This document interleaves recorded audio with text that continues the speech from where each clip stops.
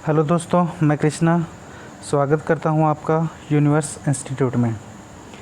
3 दिन से वीडियो नहीं डाल रहे हैं, उसके लिए आपसे माफ़ी चाहते हैं दोस्तों। और आज से आपको वही डेली 10 क्वेश्चन करंट के डेली सुबह 6 बजे आप लोगों को ज़रूर मिल जाएंगे। और इसी के साथ दोस्तों एक बात और, आज से हम जो ये वीडियो है इसका जो PDF है वो PDF भी तैयार कर रहे हैं। और उस PDF को अपने इसी चैनल का यूनिवर्स इंस्टीट्यूट के नाम से एक ग्रुप बनाया है टेलीग्राम पे।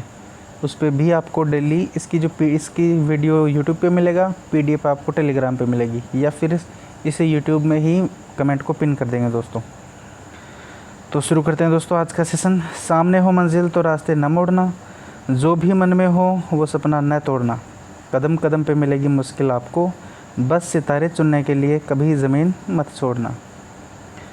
आप लोगों को एक क्वेश्चन दिया गया था, सत्या नडेला को किस कंपनी का चेयरमैन बनाया गया है? इसका सही जवाब था दोस्तों माइक्रोसॉफ्ट। सत्या नडेला को माइक्रोसॉफ्ट का चेयरमैन बनाया गया है। नडेला माइक्रोसॉफ्ट के CEO के पद पर कार्यरत थे। माइक्रोसॉफ्ट अमेरिका की बहुराष्ट्रीय सॉफ्टवेयर कंपनी है। इसकी स्थापना 1975 में बिल गेट्स और पॉल एलन ने की थी। आज के सेशन का पहला क्वेश्चन है, 7वां अंतर्राष्ट्रीय योग दिवस 21 जून को मनाया जा रहा है। वर्ष 2021 के योग दिवस की थीम क्या है? बहुत इंपॉर्टेंट क्वेश्चन है, बहुत मोस्ट क्वेश्चन है। ऑप्शंस है yoga for mental health, yoga for physical health, yoga for wellbeing wellness, yoga for psychology health. इसका सही जवाब है दोस्तों option C, yoga for wellbeing wellness. वर्ष 2021 के योग दिवस की theme yoga for wellbeing wellness है। योग और व्यायाम अच्छे स्वास्थ्य के लिए लाभदायक हैं। अच्छा स्वास्थ्य ही सभी सफलताओं का माध्यम है। स्वास्थ्य के अंतर्गत शारीरिक और मानसिक स्वास्थ्य शामिल है। योग अवसाद से दूर रखकर क्रियाशील बनाए रखता है।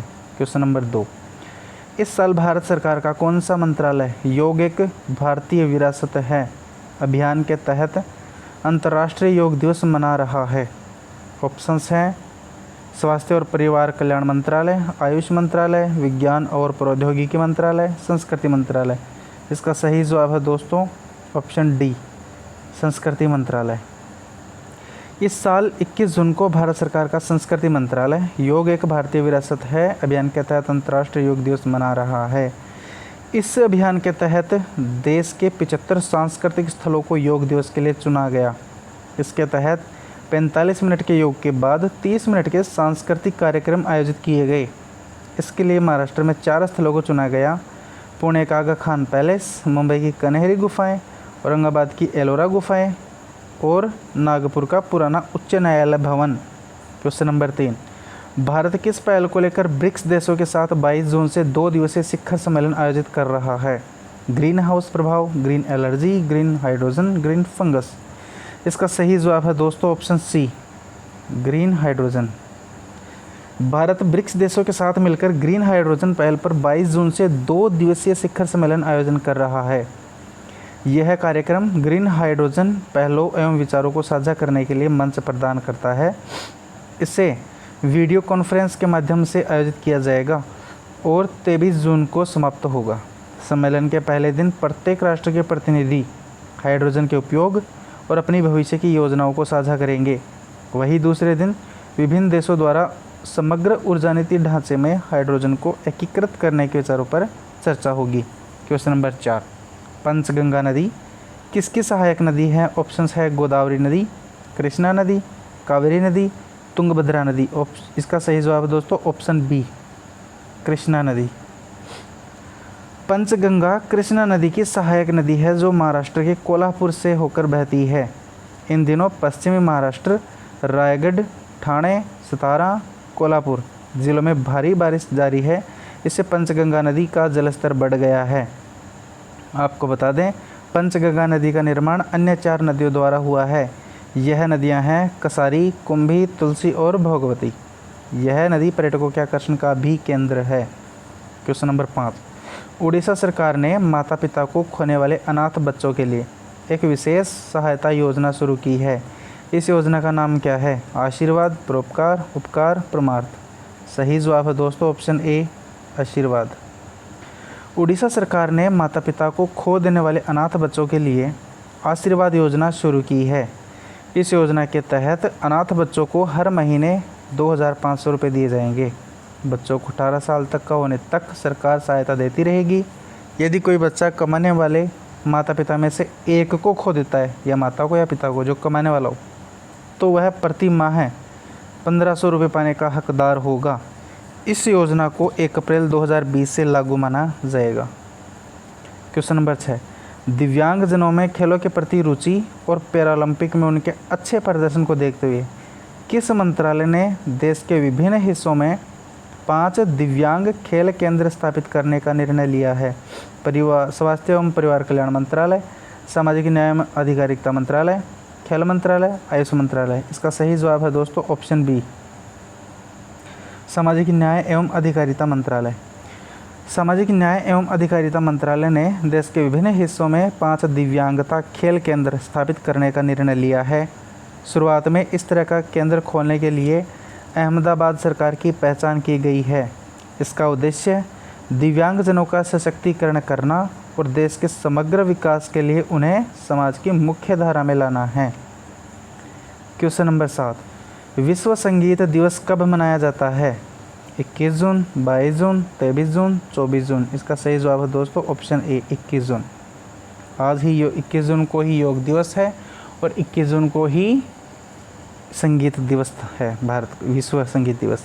विश्व संगीत दिवस 21 जून को मनाया जाता है। यह दिवस पहली बार 1982 में फ्रांस में मनाया गया था।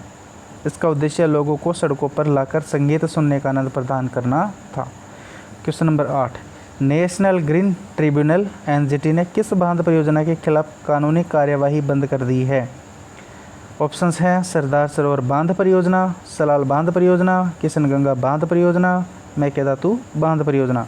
इसका सही जवाब है दोस्तों ऑप्शन डी, मेकेदातु बांध परियोजना। नेशनल ग्रीन ट्रिब्यूनल एनजीटी ने मेकेदातु बांध परियोजना के खिलाफ कानूनी कार्यवाही बंद कर दी है। कर्नाटक सरकार द्वारा प्रस्तुत पर्यावरणीय मंजूरी के दस्तावेज उचित पाए जाने के बाद यह कार्यवाही बंद कर दी गई है। बता दें कि एनजीटी पैनल ने बांध के निर्माण में पर्यावरणीय मानदंडों के उल्लंघन के आरोपों पर मीडिया रिपोर्टों का स्वतः संज्ञान लिया था। यह परियोजना कावेरी नदी पर विकसित की जा रही है।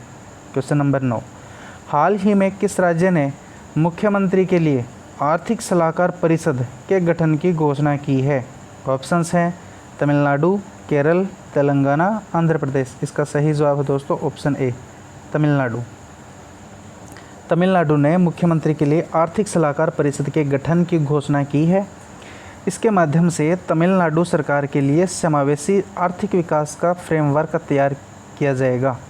परिषद में नोबेल पुरस्कार विजेता एस्थर डुफ्लो, रिजर्व बैंक के पूर्व गवर्नर रघुराम राजन, केंद्र सरकार के पूर्व मुख्य आर्थिक सलाहकार अरविंद सुब्रमण्यम, अर्थशास्त्री जीन ड्रेजे और पूर्व केंद्रीय वित्त सचिव एस नारायण शामिल होंगे। परिषद की सिफारिश के आधार पर राज्य सरकार अर्थव्यवस्था को पुनर्जीवित करेगी।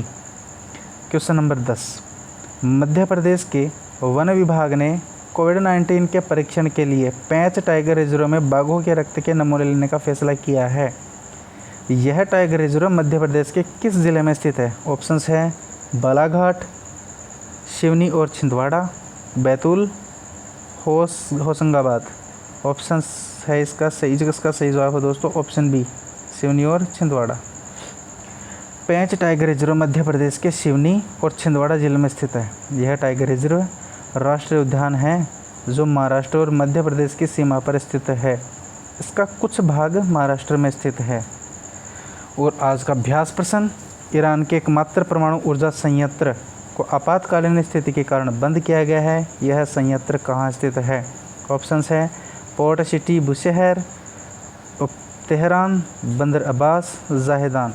इसका जवाब आप लोगों को कमेंट बॉक्स में देना है दोस्तों अगर वीडियो अच्छा लगा है तो शेयर कीजिए, लाइक कीजिए, चैनल को ज़्यादा से ज़्यादा सब्सक्राइब कीजिए और बेल आइकन को ज़रूर दबाएं ताकि जो भी वीडियो डालूं उसका नोटिफिकेशन सबसे पहले आपके पास में पहुंचे। दोस्तों बहुत मेहनत करनी पड़ती है, क्वेश्चन सेलेक्ट करने पड़ते हैं, जगह जगह से उठाने पड़ते हैं और उसके बाद में PDF तैयार करनी पड़ती है, ये वीडियो बनाना पड़ता है। तो दोस्तों मेहनत तो कर ही रहे हैं और इस मेहनत को जारी रखूं, इसके लिए आपको भी थोड़ी सी मेहनत करनी पड़ेगी।